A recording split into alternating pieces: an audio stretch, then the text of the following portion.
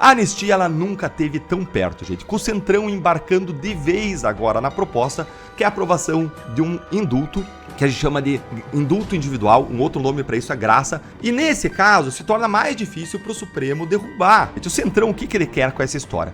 Ele quer dar o troco no STF por o STF interferir nas emendas parlamentares, ou seja, no bolso do Centrão, pode reverter a condenação e a pressão internacional disso tudo pode fazer o STF voltar atrás antes e o próprio STF anular o caso.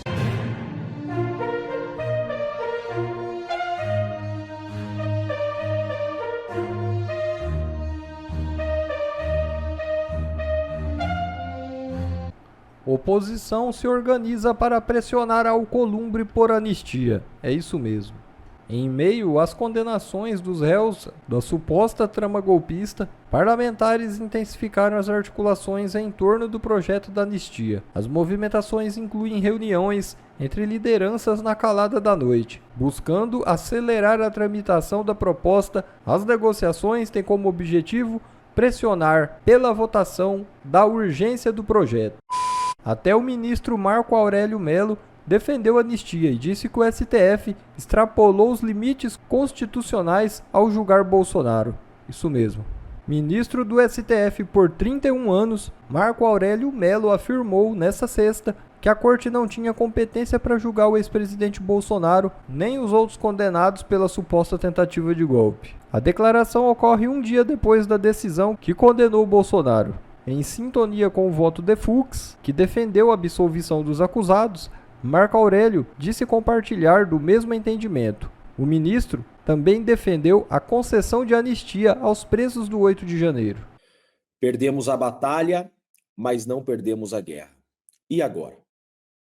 Bolsonaro foi condenado a pena de 27 anos de reclusão a ser iniciada em regime fechado. Vai iniciar o cumprimento da pena? Não. A tristeza dos petralhas, ainda há um recurso, eu quero colocar aqui na tela para vocês. O que diz o regimento interno do STF? Vou colocar aqui para vocês, artigo 333 do regimento interno do STF.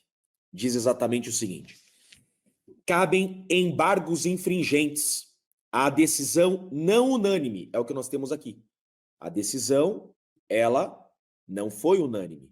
O Fux votou para absolver Bolsonaro.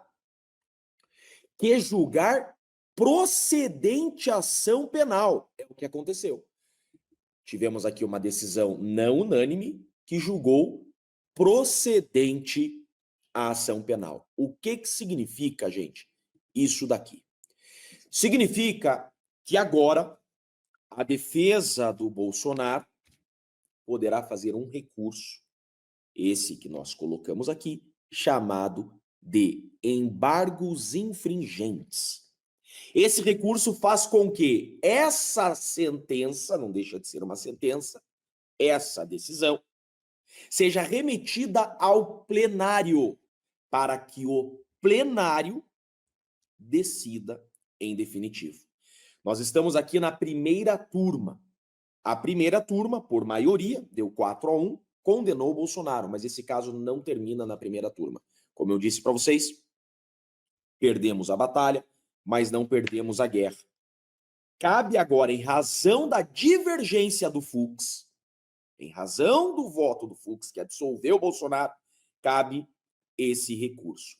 A questão é, pessoas estão dizendo e dirão, tá? Vocês ouvirão, tá? Desce um pouquinho, por favor, parágrafo único. Vocês ouvirão que não caberá embargos infringentes. Não caberão embargos infringentes, porque só teve uma divergência. Ah, pode descer um pouquinho ali, ó, parágrafo único. Só que, olha lá, para aí. O cabimento, olha lá, calma lá. Foi apagado ali, ó. O cabimento dos embargos em decisão do plenário depende... Opa. Aí vamos de novo. Esse foi apagado e virou esse parágrafo único aqui. O cabimento dos embargos em decisão do plenário depende da existência de no mínimo 4 votos divergentes. Nós não estamos no plenário. Nós estamos em uma turma. Então, segundo o regimento interno, havendo uma divergência. É exatamente isso que diz. Olha lá o 33 caput. Sobe um pouquinho para mim. No 33 caput. Olha lá o que o 33 caput diz. Cabem embargos infringentes à decisão não unânime. Ele não está dizendo a decisão que tem 2 divergências. Nada disso. A decisão não unânime. Então, este caso não termina na primeira turma. Este caso tem que ser remetido ao plenário, porque é isso que diz a norma, tá? Só que esse recurso ele será dirigido ao Alexandre de Moraes. O Alexandre de Moraes, ele poderá bater no peito e dizer, não, tem que ter mais de uma divergência, o que não é exigido pela lei. Agora, fato é que o Fux quer que esse caso vá para o plenário. O Fux tem moral suficiente para exigir que esse caso vá para o plenário. E os ministros da segunda turma também querem que esse caso vá para o plenário. Então agora, o grande problema será no racha que existe dentro do STF por causa desse golpe que foi dado com essa decisão hoje, uma farsa. Então o problema será o racha. O que o Alexandre de Moraes vai fazer? Ele vai, ao receber o recurso, enviar o caso para o plenário ou vai bater no peito e vai dizer que não cabem embargos infringentes e vai transitar em julgado e mandar o presidente Bolsonaro para o presídio para cumprir pena? Porque se o Moraes disser não cabem embargos infringentes, contrariando a norma, e não conhecer os embargos infringentes, o caso transita em julgado, Bolsonaro inelegível e inicia o cumprimento da pena. Agora, o correto, é isso que eu estou falando para vocês. O correto, agora não sei se vale o correto nesse processo. O correto, segundo eu mostrei para vocês, o jogo dentro das 4 linhas, aquilo que exige-se em um Estado democrático de direito, é que esse caso vá para o plenário. E se for para o plenário, não termina esse ano. Não tem como terminar esse ano. Nós já estamos na metade, praticamente, de setembro. Se esse caso for para o plenário, um processo de 78 terabytes, não tem como os demais ministros, os outros 6 ministros, tomarem conhecimento de todo o processo. Então, vão precisar de tempo para analisar esse processo e a discussão no plenário pode estender até para 2027. Então, gente, Bolsonaro está condenado a 27 anos de prisão, mas ainda não acabou. Não transitou julgar. Então, a dúvida das pessoas. Bolsonaro inicia o cumprimento de pena hoje? Não. A pena só se inicia depois do trânsito em julgado, ou seja, quando não couber mais recurso. Enquanto houver a possibilidade de recurso, ainda não inicia o cumprimento da pena. Então, Bolsonaro não inicia hoje o cumprimento da pena porque ainda cabe em recursos. Tem embargo de declaração, que é no caso de omissão, contradição. Tem embargo de declaração e também, eu entendo que pelo que eu mostrei para vocês do regimento interno, artigo 333, cabe também recurso de embargos infringentes para o plenário. Só iniciará o cumprimento da pena se for condenado em definitivo, ou seja, foi condenado por maioria e não couber mais recursos. Aí inicia o cumprimento da pena. Eu entendo que cabem embargos infringentes e que esse caso tem que ser remetido para o plenário, que é o que o Fux deseja e os demais ministros desejam. E agora? Nessa análise de hoje, o meu objetivo é um só. É responder a todas as dúvidas de vocês sobre o que acontece agora, depois que o Bolsonaro foi condenado injustamente. E nesse vídeo eu vou explicar para vocês as 3 saídas possíveis: a jurídica, a política e a internacional. Qual dessas saídas que tem mais chance? Se é que uma tem, alguma tem chance real? Mas antes disso, eu quero registrar que hoje é um dia sombrio, de uma semana sombria. Porque além da condenação injusta de Jair Bolsonaro a 27 anos de prisão ontem, nós tivemos o assassinato horrível, cruel, brutal de Charlie Kirk, um jovem cristão com 31 anos que viajava às universidades pelos Estados Unidos para debater com alunos, sempre de forma respeitosa. Charlie Kirk foi aquilo que nós, cristãos, vemos que é a nossa missão sobre a Terra. Ele foi sal da Terra, Ele foi luz do mundo. Ele mostrou para os jovens nas universidades o caminho, a verdade. Ele enfrentou a esquerda, os progressistas, naquilo que são os temas políticos mais espinhosos, como ideologia de gênero, racismo, sacralidade da vida. Charlie Kirk se tornou uma grande influência entre os jovens, ele arrastava multidões e o assassinato brutal dele me deixou completamente transtornado nesses últimos 2 dias. Porque ele não foi silenciado por ideias, pelo debate, por um pensamento melhor do que o dele, não, ele foi silenciado por uma bala. Foi como se um pedacinho de mim morresse junto com ele. E olhando para o Brasil, Bolsonaro ir preso injustamente é como se um pedaço de mim fosse preso junto com o Bolsonaro. Porque nós todos temos os mesmos direitos que Bolsonaro tem e estão sendo violados. Que momento sombrio para a democracia no mundo todo, em que pessoas estão sendo presas e mortas por falarem, por expressarem as suas opiniões. Mas vamos avançar aqui para falar, para tratar das 3 saídas para o Bolsonaro e vamos começar com a jurídica, com essa manchete aqui que saiu no Globo. Bolsonaro pode recorrer depois da condenação? Entenda as possibilidades da defesa no processo. A saída jurídica, gente, incrivelmente, é a considerada mais fraca e mais improvável de todas, justamente porque ela depende do próprio STF, que quer condenar Bolsonaro a todo custo. E não tem para onde o Bolsonaro correr ali dentro, a não ser correr da turma dos 5 ministros em que foi julgado, em que ele foi ali condenado, para o plenário, que tem 11 ministros. E aqui Bolsonaro tem basicamente uma única chance de levar esse caso para o plenário, que são os chamados embargos infringentes. Dá uma olhadinha aqui. O objetivo é permitir um novo julgamento por um órgão colegiado maior.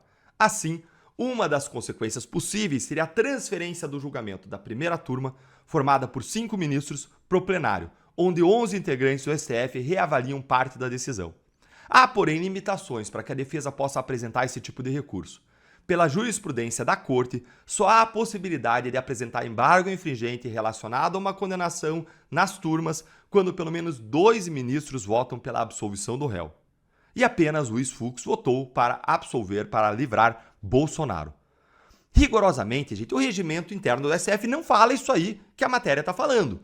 O regimento interno do STF prevê que os embargos infringentes, quando se trata de decisão do plenário, eles só podem ser usados quando houver divergência de pelo menos 4 ministros, 4 votos diferentes, ou seja, 4 de 11. Mas o regimento está falando do plenário. Não existe um número mínimo quando divergência acontece na turma, quando o julgamento acontece por parte de 5 ministros. De modo que, pelo regimento, uma divergência já deveria bastar para você poder opor os embargos infringentes.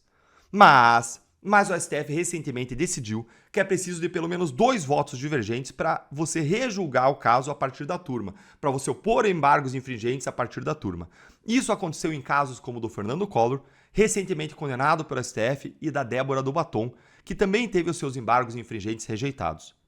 Contudo, gente, tem que valer o regimento interno, e eu dou 2 argumentos adicionais para caberem sim embargos infringentes.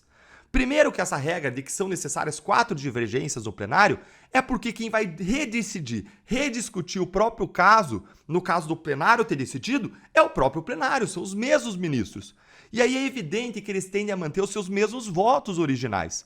Então só faz sentido você rejulgar o caso no mesmo plenário se houver alguma chance mínima de mudar o resultado.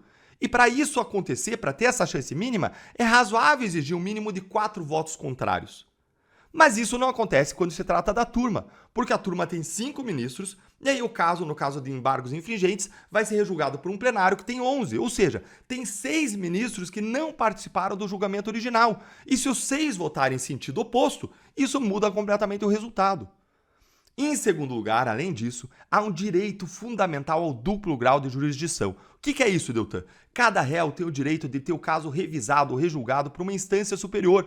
Isso está previsto na Convenção Americana de Direitos Humanos, que vale como lei no Brasil. Olha aí, direito de recorrer da sentença para um juiz ou tribunal superior.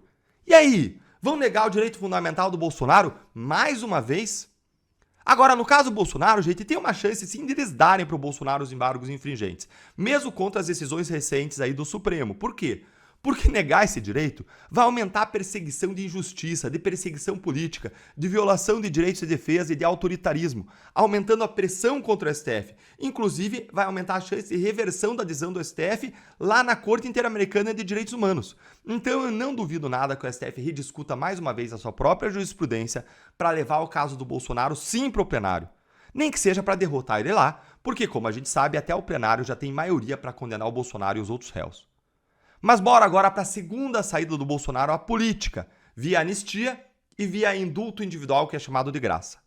A anistia ela nunca esteve tão perto, gente, com o Centrão embarcando de vez agora na proposta, apesar de que esse embarque acontece não pela convicção, não pela mente e coração, mas pelo bolso e por estar o próprio, por eles terem o seu na reta, né? Vejam só, gente, o Centrão, o que ele quer com essa história? Ele quer dar o troco no STF por o STF interferir nas emendas parlamentares, ou seja, no bolso do Centrão, e por o STF estar fazendo investigações criminais que estão mirando justamente lideranças do Centrão e os seus familiares. Só que ontem, na dosimetria da pena, Alexandre de Moraes afirmou, de novo, que a anistia a crimes dada pelo Congresso seria inconstitucional, deixando claro aí que o STF vai derrubar a anistia se o Congresso aprovar. Mas e aí, o que vai acontecer? Aí só resta ao Congresso uma coisa, ir para a guerra com o STF e abrir um pedido de impeachment constitucional de ministros, ou então mudar as regras para restringir os poderes dos ministros, e aí a caixa de ferramentas do Congresso é infinita. Agora a questão é, o Congresso vai ter coragem de fazer isso para sustentar a anistia, de enfrentar o Supremo, depois de ter baixado a cabeça tantas vezes? Vamos ver, né? Além disso, existe uma segunda saída política, que é a aprovação de um indulto, que a gente chama de indulto individual, um outro nome para isso é graça, especificamente dados para esses réus por um novo presidente de direita eleito em 2026. E nesse caso, se torna mais difícil para o Supremo derrubar. Por quê? Porque ele vai ter que enfrentar um novo poder, um novo presidente eleito e, se Deus quiser, um Congresso de direita, ele vai ter que enfrentar também o Congresso Nacional. Por fim, gente, vamos para a última saída, a terceira e última saída do Bolsonaro, que é a saída internacional. Bolsonaro pode recorrer também a órgãos e tribunais internacionais, como o Alto Comissariado de Direitos Humanos da ONU, a quem Lula também recorreu, e a própria Corte Interamericana de Direitos Humanos. Esses órgãos eles podem reavaliar a condenação, e a Corte Interamericana ela tem o poder para reverter a condenação de Bolsonaro e até mandar indenizar ele.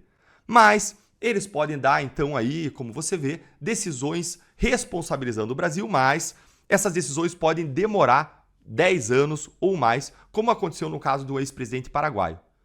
Agora, o que é importante aí? Importante é que essa corte ela pode responsabilizar sim o STF por violações de direitos humanos, determinar indenizações às vítimas, pode reverter a condenação e a pressão internacional disso tudo pode fazer o STF voltar atrás antes e o próprio STF anular o caso, especialmente caso haja uma mudança de cenário político por aqui no Brasil, e que foi exatamente o que aconteceu no caso do Lula.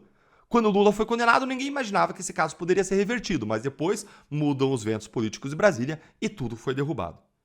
Mas Eltan, anularia o caso Bolsonaro com base em quê? Ora, com base nas nulidades que o próprio Fux já reconheceu, mas mais do que isso, com base em especial na falta de imparcialidade dos ministros, que são inimigos do réu, que se consideram vítimas dos crimes. Em qualquer lugar do mundo isso derruba um julgamento. E aí, agora me conta a sua opinião. Você acha que alguma dessas saídas vai acontecer? Me conta aí a sua opinião nos comentários, curte a nossa análise, se inscreve aqui no canal, clica no sininho para você não perder nada que acontece por aqui e eu convido você também a se tornar um membro do canal para receber nossas análises exclusivas, ter prioridade nas respostas aos seus comentários e também apoiar de forma mais intensa o nosso trabalho. E eu vou adiantar aqui a minha opinião. Eu acho que a gente vai conseguir reverter essas injustiças com o novo presidente de direita em 2026. Deixo para vocês meu grande abraço e até o próximo vídeo. Bom pessoal, esse foi mais um vídeo, eu espero que vocês tenham gostado. Se vocês gostaram, deixa o like aqui para fortalecer nosso canal. Logo eu volto trazendo mais informações da política para vocês. Um forte abraço, fiquem todos com Deus e até a próxima.